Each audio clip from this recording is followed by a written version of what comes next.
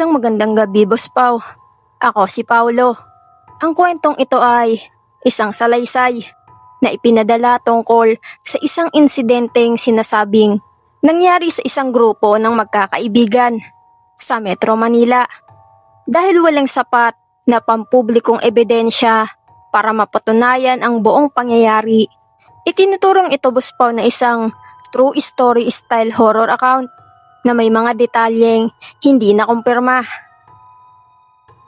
Nagsimula ang lahat noong may natanggap na link si Paulo mula sa isang anonymous account habang nasa inuupahan niyang maliit na apartment sa Quezon City.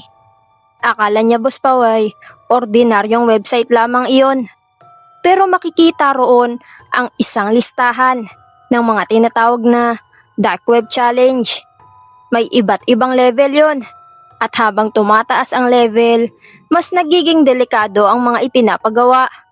Ang huling challenge, Boss Pau, ay may kasamang address sa isang lugar sa Marikina at isang simpleng instruction na kailangang sundin bago maghating gabi. Hindi niya agad pinansin iyon, Boss Pau, pero kinabukasan ay may dumating na package sa apartment niya na walang pangalan ng sender. Sa loob nito ay isang lumang cellphone na may isang video lamang. Sa video, makikita ang isang madilim na kalsada na parang kuha pa sa CCTV. Habang pinapanood niya, napansin niyang pamilyar ang lugar. Iyon mismo ang eskinita malapit sa kanilang apartment. Kinagabihan, Boss Pau, kasama ang dalawa niya pang kaibigan, pumunta sila sa lugar na nasa challenge.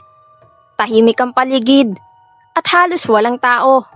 Habang naglalakad sila, biglang namatay ang ilaw ng cellphone ni Paulo. Kahit puno pa ang battery nun. Kasunod noon, nakarinig pa sila ng mabibigat na yabag sa likuran pa nila, Boss Pau. Subalit, wala silang nakitang kahit tao. Pero nang buksan ni Paulo ang kamera ng cellphone, may isang bagay na malinaw na lumitaw sa screen. Isang matangkad na nilalang na nakatayo sa dulo ng iskinita. Maputla ang katawan nun, Boss Pau. Sobrang haba ng mga braso. At halos hindi makita ang muka dahil nakayuko ito. Boss Pau, akala nila ay refleksyon lamang iyon. Hanggang sa tumingin sila sa mismong dulo ng kalsada. Nandoon talaga ang nilalang. Mismong mata nila ang nakakita sa elemento. Tumakbo sila papunta sa main road ng Marikina. Habang tumatakbo, paulit-ulit na nagbabibrate ang cellphone ni Paulo. Pagtingin niya, may bagong video na ipinadala sa kanila.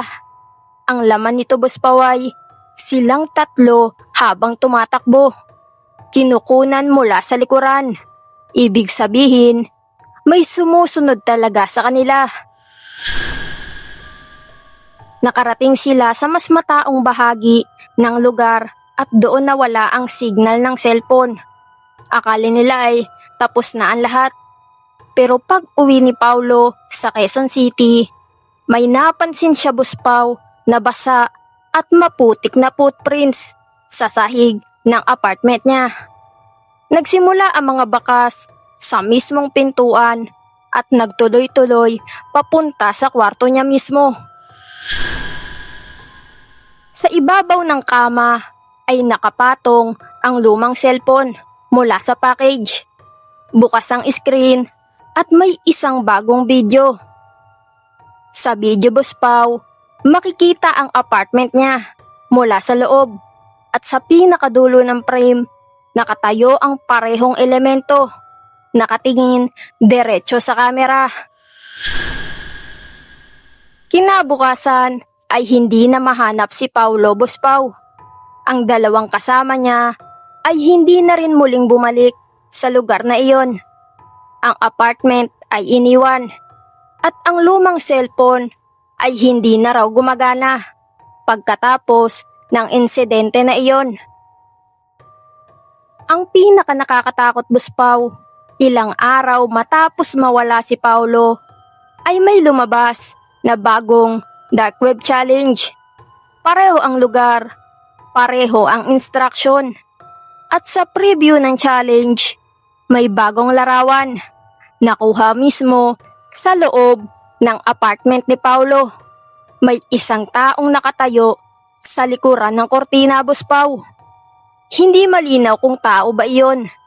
Pero ayon sa mga nakakita ng larawan, pareho ang mahahabang braso at nakayukong ulo ng elementong nakita nila noong gabing iyon.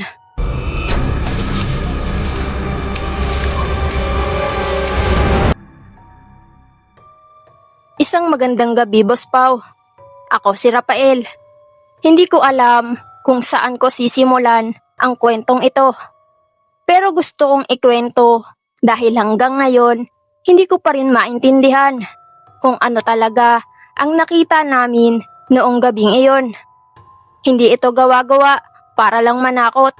Isa itong salaysay na ibinahagi sa akin tungkol sa isang viral na video na kumalat sa social media at may mga pangyayaring hindi na maipaliwanag kahit paulit-ulit mo pang panoorin ang footage.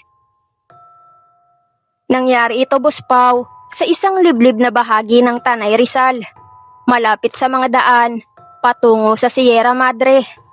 May isang grupo ng magkakaibigan na madalas gumawa ng short videos para sa social media. Isang gabi, bandang 12:00, pumunta sila roon para kumuha ng content tungkol sa isang lumang abandonadong bahay na matagal nang walang nakatira. Noong una, Boss Pau, ordinaryo lang ang lahat. Tahimik ang paligid, malamig ang hangin at tanging mga kuliglig at tunog ng mga dahon ang maririnig.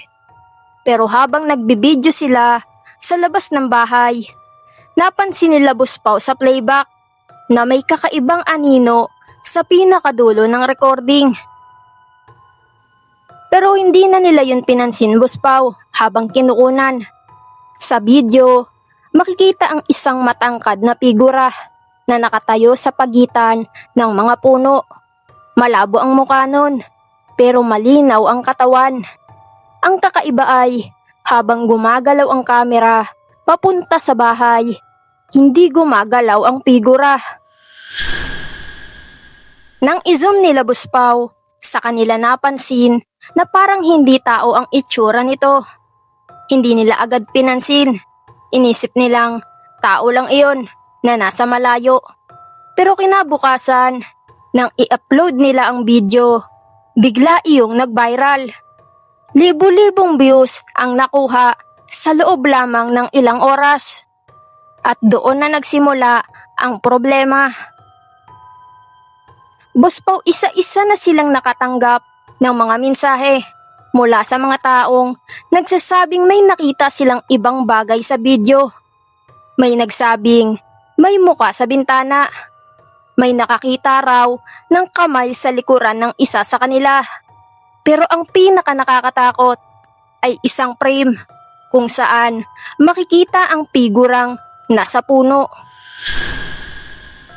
May kakaibang muka na lumilitaw kapag tinataasan nila ang brightness. Dahil viral na ang video, bumalik ang grupo kinagabihan para kumuha ng follow-up content. Kasama nila ang isang bagong cameraman na hindi kasama noong unang punta.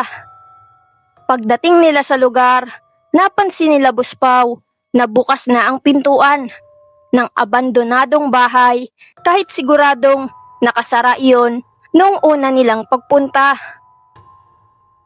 Pumasok sila, Boss Pau, at sa loob ay may mga lumang gamit, basag na salamin at mga larawan ng dating pamilya na nakatira roon. Habang kinukunan ng kamera ang isang lumang litrato, biglang namatay ang ilaw ng kamera kahit puno ang baterya. Pagbalik nito, Boss Pau, ay may nakita na silang marka sa sahig. Parang bakas ng paa, pero hindi normal ang hugis. Mahaba ang mga daliri at tila nakayapak. Sinundan nila ang mga bakas hanggang sa likuran ng bahay. Doon ay may maliit na bahagi ng lupa na parang bagong hukay. At sa tabi nito ay may mga tuyong dahon na nakasalansan na parang may taong kakagaling lamang doon. Habang kinukunan iyon ng kamera, ay may biglang gumalaw sa pagitan ng mga puno. Sa pagkakataong iyon, Boss Pao, ay nakita na nila mismo. Hindi na ito anino sa video.